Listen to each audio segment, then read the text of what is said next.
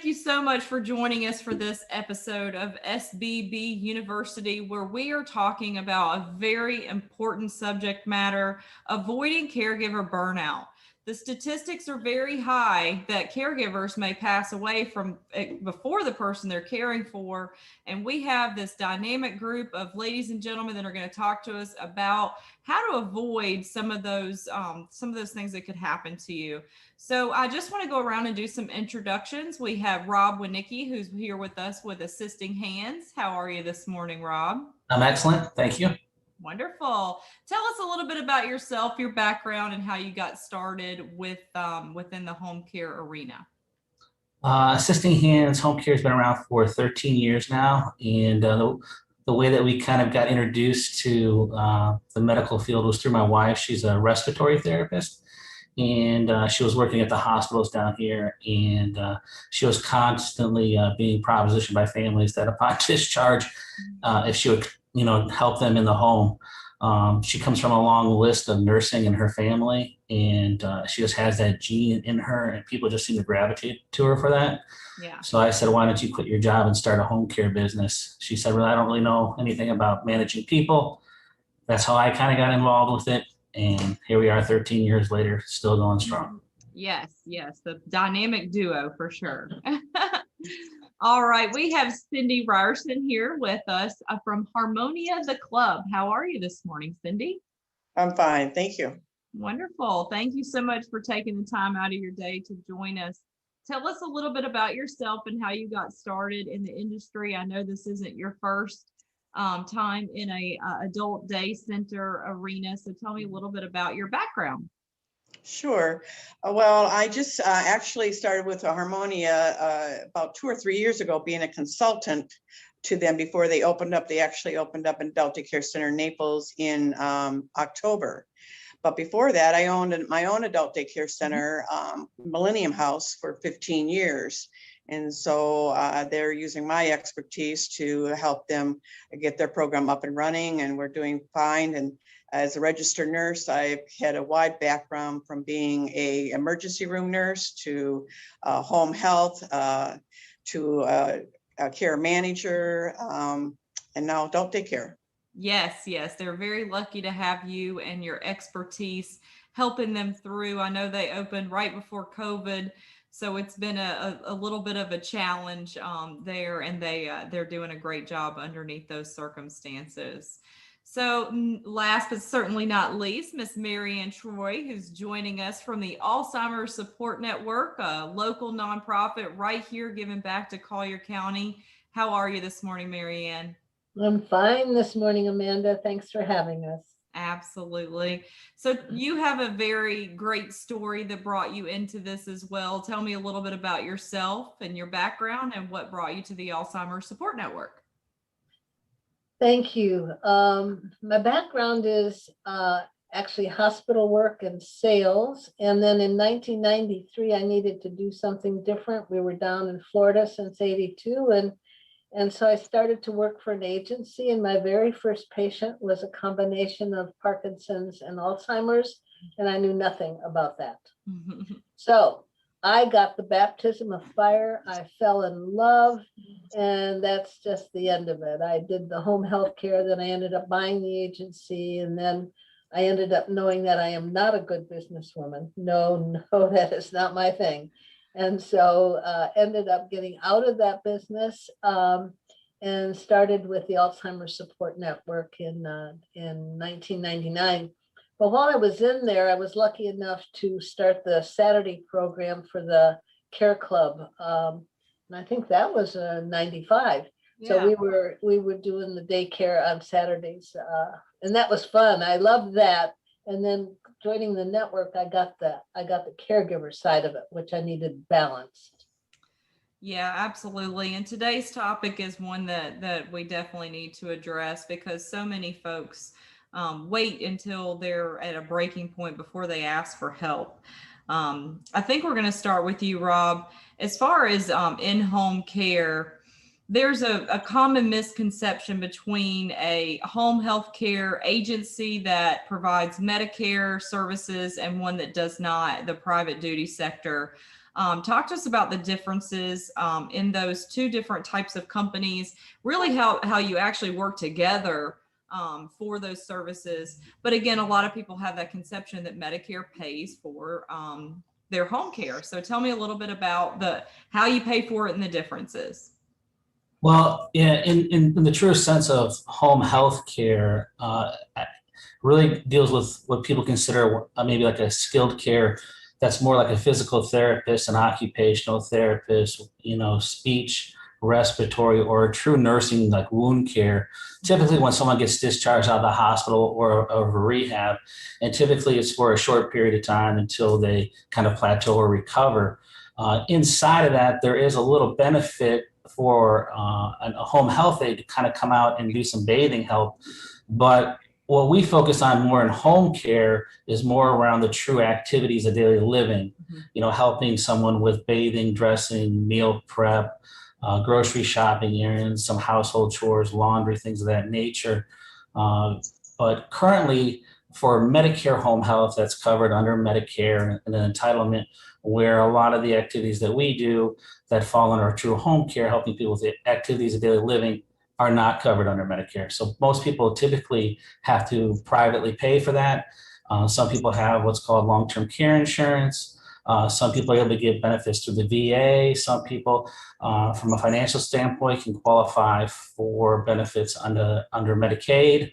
And then recently we just took on a gentleman who has a house totally paid for, and he did a reverse mortgage to pay for his care. So it's the first time I've ever seen that. So there's a lot of different ways to kind of pay for this care. Yeah, definitely. I've had the pleasure of having quite a few reverse mortgage specialists on here, and we talk about that. People don't realize that that's a really smart way to stay in your home and age in place, make those adjustments in your home so you can stay there as well. Now, what you have said is that you really focus on those activities of daily living. Those are the things that people get burnout doing. So bathing and dressing and helping their loved one get up in the morning and get going, medications and things of that nature. So I think that, when we ask the question, how can home care help someone from getting burnout? That's the obvious answer, but there's so much more than that on a psychological level. So tell me some of the other reasons that you would bring home care in to avoid that. Yeah, there's been, with us, my wife and I being in the industry now for 13 years, in dealing with the professionals that are on this Zoom, as well as just that, there's these benefits and these groups and people who are, caregivers, the healthy spouse are typically getting input from other people, whether it's their own care circle of friends or family, other professionals of the community, telling people, you need to get some extra help, you need to get some extra help. And they say, no, I can do it. Because I think it's more of a pride thing more than anything. But I can tell you a story really quickly that really hits home with this is recently my father-in-law was diagnosed with dementia.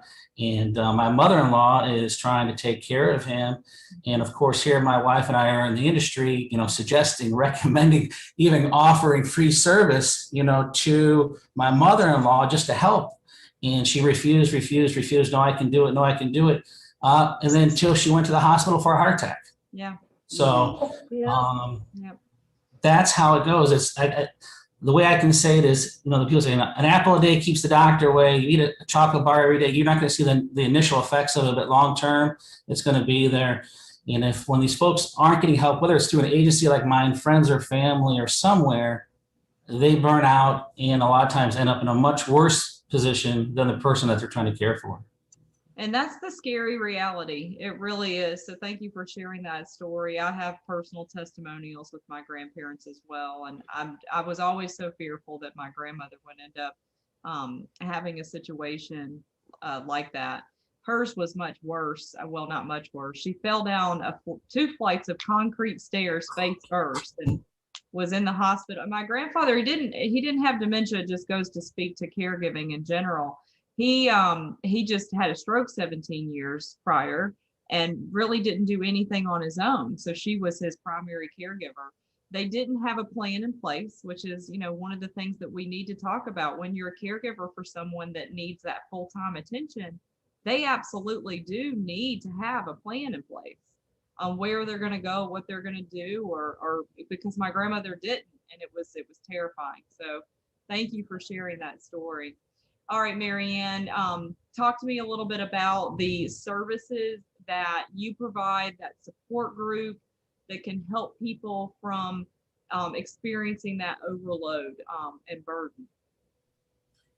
It's we kind of respond to whatever the family thinks that they need, whether it's a phone call or, they walk in the office when we get our office ready, hopefully in the fall. And what we find that helps a lot is what we will try to get done is a family meeting where we get to sit with a spouse, with the loved one, even the kids, if that, and so that we can actually see the dynamics or have them in the office when we're in person, and they can meet us. Once they meet us and we get a feel for them, then we have good suggestions where we think they might fit without a problem, whether it's our club room, get them started with some socialization, try to get the loved one, the caregiver, into support group. A lot of times they will resist support groups because they don't want to put their dirty laundry out in public. I'm not hearing that as much, but it's still very, very, very sacred that I can't betray my spouse by saying what's really going on. So, but we're really pretty adept at reading energy and knowing what's going on. And so the support groups in themselves are really wonderful because they get to listen to what other people's experiences are. They get to put that back in the back of their brain if they don't need it. They have the socialization with other people who they can talk to and understand what's going on. And then they can, and get specific help from, on whatever the problems are going on. So support groups are great. We do them three times a week, Tuesday, Thursday morning, 10 to 11:30, Thursday afternoon, 1:30 to 3. And then we have and we do the club room, which is the socialization hour at the same time. That is not used nearly as much on Zoom as it is in person. In person, we were getting up to 18 people in our club room. Yeah. Now we're lucky to get 6 or 8, whatever that is. So, but we offer it every time, and some people take advantage of it every time. And then we just, we kind of go with the flow as far as other meetings that we have. We try to do special groups, Lewy body, frontal temporal. And this is an interesting group that we've been doing a couple years now on Friday morning. It's called, it's based on a book, Caring for the Caregiver, based on the 12 steps. And you don't have to be a 12-stepper to be in that group, but we find that most of the people that stick with that group are 12-steppers. And whether it's adult children or the spouses, the codependents, or any of the AAs or NAs. So that's really been a powerful group where the caregiver gets to look at themselves and sees how they are sort of addicted to being needed. Mm-hmm. And if we can get the caregiver to understand the disease process and understand that their loved one isn't doing it on purpose, it's just the disease. And if we can get them to make that shift and then accept the responsibility that is with that shift, then we got a chance with acceptance and getting help in the home, once they come to our club room, it's a pretty easy shift then to get to the appropriate ones over to Harmonia The Club. Rob and his group for most of these years has done emergency planning for our family. So if they don't have kids down here or someone where they can count on it, then we'll say, call Rob, Assisting Hands, and they will do an emergency plan for you. We do a lot of the things based on what wakes caregivers up at 4 o'clock in the morning. Sure. And they wake up at 4 o'clock saying, who is going to take care of my spouse if I have to go to the hospital? So we get Rob in there and his group, and they do the full assessment of them. And then if they don't have, they charge a nominal fee for that. And then they update it every 3 or 4 months. So Rob, hats off to you. That program is a wonderful introduction to get them to know that a home health care can assist them and be there. And then maybe we'll start using them. So it's all baby steps. It's just baby steps. You are right about that. Yeah. All right, Cindi, we're going to step over to you. Talk to me about what an adult day program offers and how one can get involved. Well, adult daycare is for caregivers and actually their loved one to provide socialization, to give them a chance to have activities. We do low impact exercises. So one of the things, even though you have Alzheimer's dementia, you still need to exercise your brain, you still need to exercise your body. And this helps to kind of just slow down the process a little bit.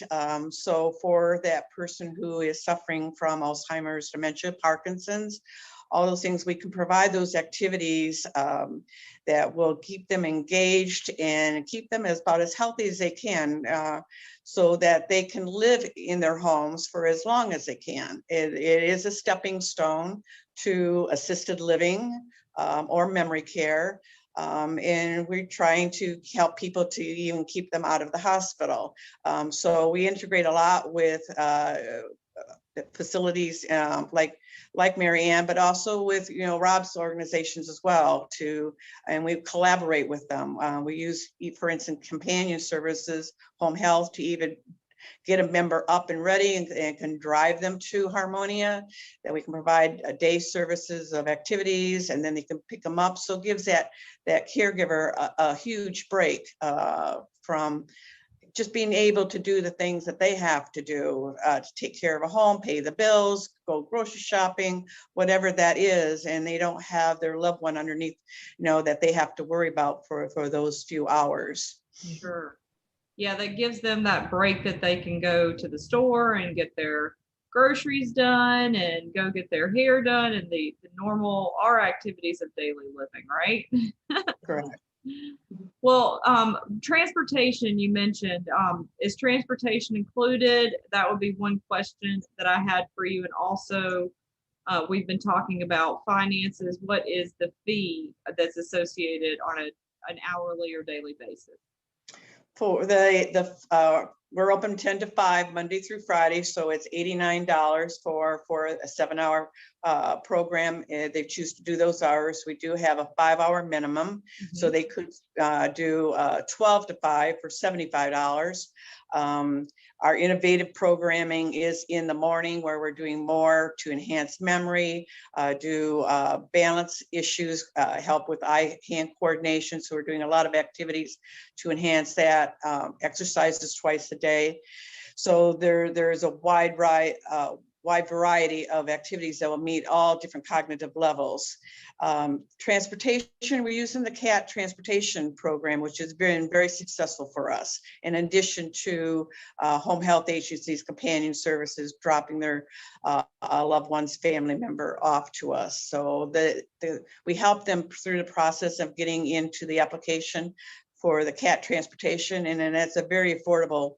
It's only like $2 or $3 to be able to. We got people coming all the way from Marco Island, and believe it or not, way out in Everglades City. That's awesome. Coming on a bus. Oh. Yeah, that's great. All right, Rob, we're going to pop back up to you now. When you're talking about giving that relief to a caregiver, and they're leaving their loved one with you, they want to know that they're in good hands. What kind of services do you provide when you're, screening your employees?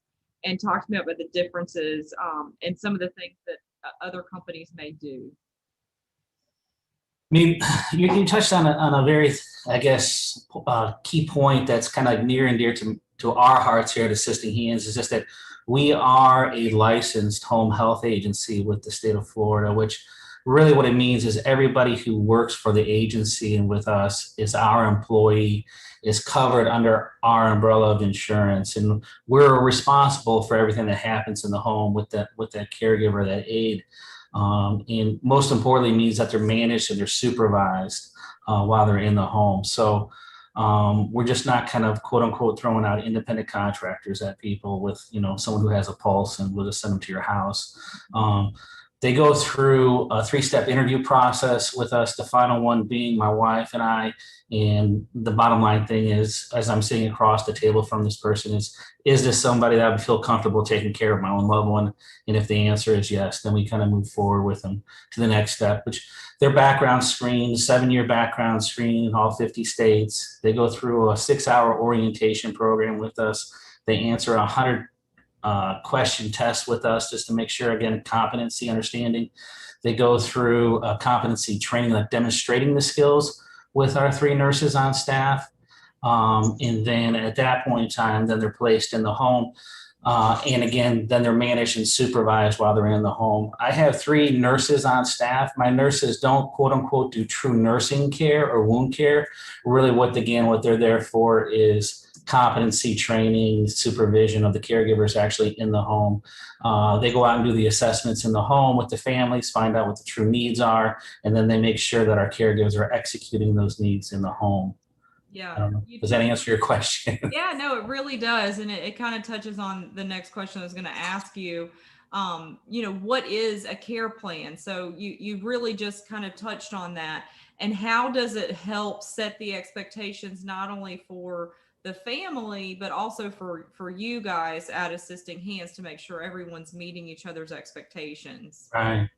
So whenever a family calls us, we go out and do an in-home consultation, no charge to them. And again, that's to find out, about the loved one, like their health and what stage they are, whether it's, some kind of dementia or it's just some kind of physical limitation due to, old age. And then we kind of sit with that person or with that family. And then we just ask that question that you just said, is just, what exactly do you want to see have happen while, our aides here? And we listen to the families, and then we write up a plan to that. And then again, we just make sure that our caregivers are executing that plan in the home. Yeah, that way everybody's held accountable. It's a really good system. So I definitely think so. All right, Marianne. Now, as far as the support groups that are in the area, I know that sitting with somebody that's going through the same thing as you we almost should call it something different, like, meeting of the minds. What do you say would be some of the struggles that you've seen with getting people to the support groups and understanding the importance of having that, circle of people that are going through the same things? It's interesting. When we were in person, our groups would be about 35 to 40, and that held during the summer. Mm-hmm. But now on Zoom, we're lucky to get 21, which I think is pretty good. 20, 23, basically. Sure. But I think once we do a family meeting where, they can get comfortable on Zoom, and that's not a given. A lot of our people can't do that yet. So, but if we can get them on Zoom, the kids do it for them, or somehow they can get there, then they meet us, then it's a lot better chance for them to come into a support group on Zoom or even in person, because they've got a contact. They see that we're who we are. They see that we're friendly. And we're not dictatorial. It's not our way or the highway. It's, what do you need? And here's some options, basically. And so getting people into support groups is important. We have them from the very beginning to the middle, to placement, to end of life, and widows and widowers afterwards. So there's always a gamut of all of that experience in the room. And our families are so good at sharing with each other. They're just really good about sharing with each other. So it's friendly, it's safe, and people get it. But what we've done is we've got a special support group for their children, adult children. We do that twice a month in the evening, 5:30 to 7. And that's a good one. But Another group that we've started to do is on the first and third Wednesdays of the month, from 10 to 11:30. We're calling it Grief Through the Journey. And this is where we have Leah, or someone from Avow Bereavement, and it's Leah right now, along with Kathy, that runs that group, so that they can talk about the emotional strain of the loss, everyday losses that they're going through, and the sadness of the disease. It's where we can let them share their feelings in a safe way, where they might not be so necessarily inclined to do so in a support group. Right. You know, that's more sort of the facts, brainstorming the facts. The other is more like feeling. And so that we only once a month do a support group for those that have lost their loved ones. But with this Grief Through the Journey, it's twice a month, and that's not well attended, but those that come get a lot out of it. Word out. Yeah. And I know that you have the experience with Parkinson's, and all of us here, you know, Rob, Cindi, everybody has dealt with Parkinson's patients as well, and Parkinsonians. So it's kind of this, it's the same, you know, we relate this to avoiding caregiver burnout. When it comes, it's not just about Alzheimer's and dementia per se.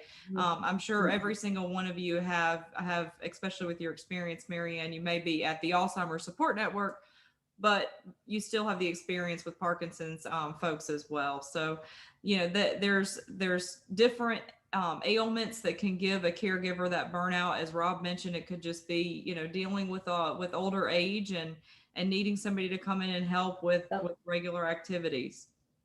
Yeah. So Cindi, I wanted to ask you, and maybe Marianne, I don't know if you want to take this one, but talk to me. Cindy's told us what Adult Day is and what Adult Day respite looks like. Talk to me about if you're scheduled for knee surgery and you know you're going to be in the hospital for a couple days and in rehabilitation for a couple weeks, or even something more serious. When do you look for that type of respite, and what is the difference between that type of respite and what an Adult Day respite would entail? Sure. Well, adult daycare is strictly in the daytime. So, you know, daytime hours where there's nobody that stays overnight. They go home at the end of the day. So they're getting a short-term respite just to take care of, like I said, household duties, or just to get a break from their family member. It is challenging to mentally even. But when they're the caregiver, then I always say, you need to take care of yourself, because you are the one that's taking care of your loved one. And if you don't take care of yourself, something is going to happen. And we see that time and time again. I call it the John Wayne syndrome. They want a John Wayne that think that they can do it all. They think that they don't need anybody's help. And all of a sudden a crisis happens. Yep. And then where do I turn? Mm-hmm. So those kind of situations would go into more of assisted living, where they can go in even for a short-term respite. It might be for a couple of weeks, it might be a month, and it might be months, or they could just put their family member in there and maybe go travel up north to see another family member. Yes. But they know that they're being cared for 24/7 versus just adult daycare just during the daytime. So they're getting all those daily needs done in a facility. Mm-hmm. Memory care, then I see memory care as moving, because assisted living, you're able to take doing some of your care by yourself. Mm-hmm. They're assisting with you, you're passing the meds, but memory care, same thing. You can go into a short-term memory care, and I'm sure some facilities, I've even encouraged our families, if you're thinking about going into, down the road to assisted living or memory care, daycare is a good stepping stone to going into that. I've seen it time and time again, where there is a better adjustment when they've tried daycare and moved into a permanent placement. It is much better for them and each the family member as well. To move into that arena.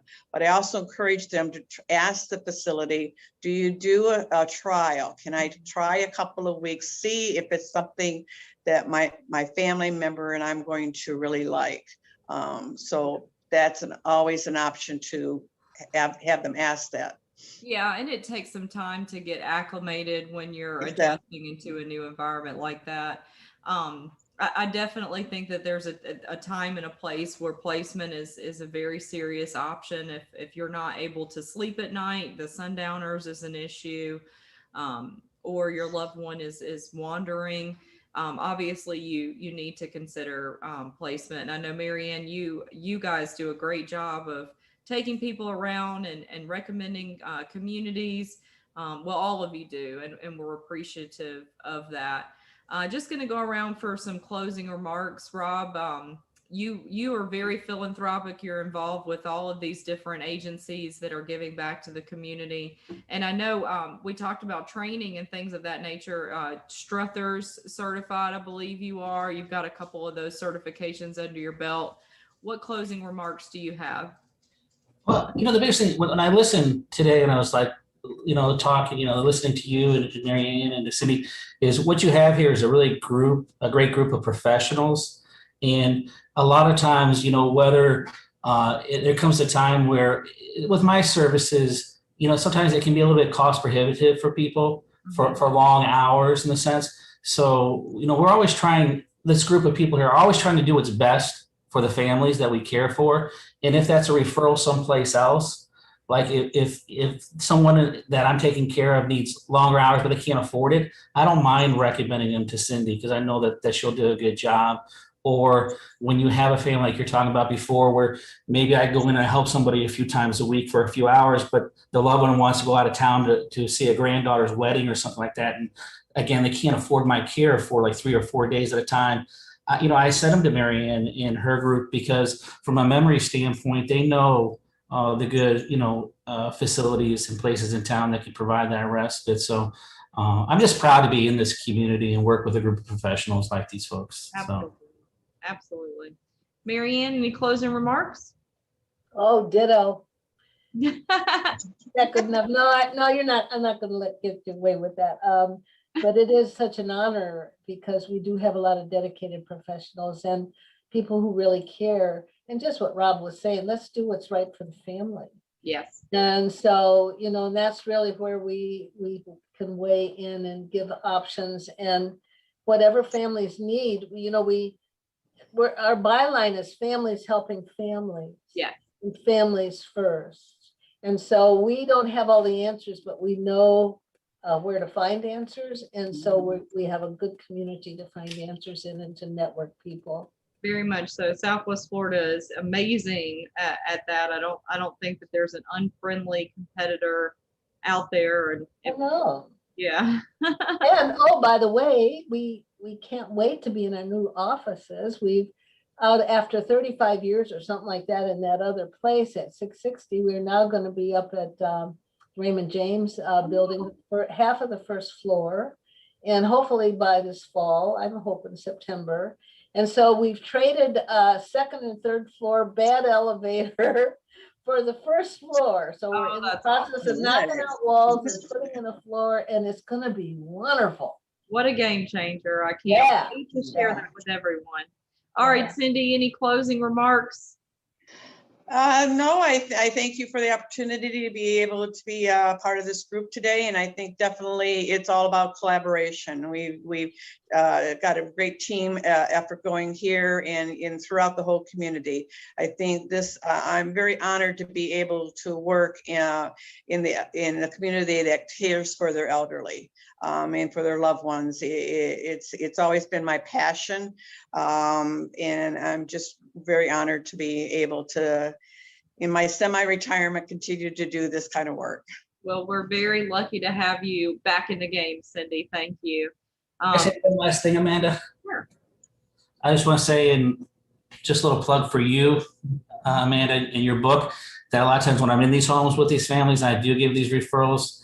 I do plot your book. I earmark, tag a page and leave the book with them. So you guys do a good job too of having that whole resource together for everybody in one spot as well. So yes, thank you for that. Thank you for that. Yes, absolutely. Thank you. And if we could leave you with one word of advice today, it would be to make a plan in case you do get burnout and you overdo it, but definitely have a plan in place. And hopefully it will encourage you not to let that happen. But that's what I will leave you with. Southwest Florida is have a plan. And thank you so much for tuning in today. I hope you have a great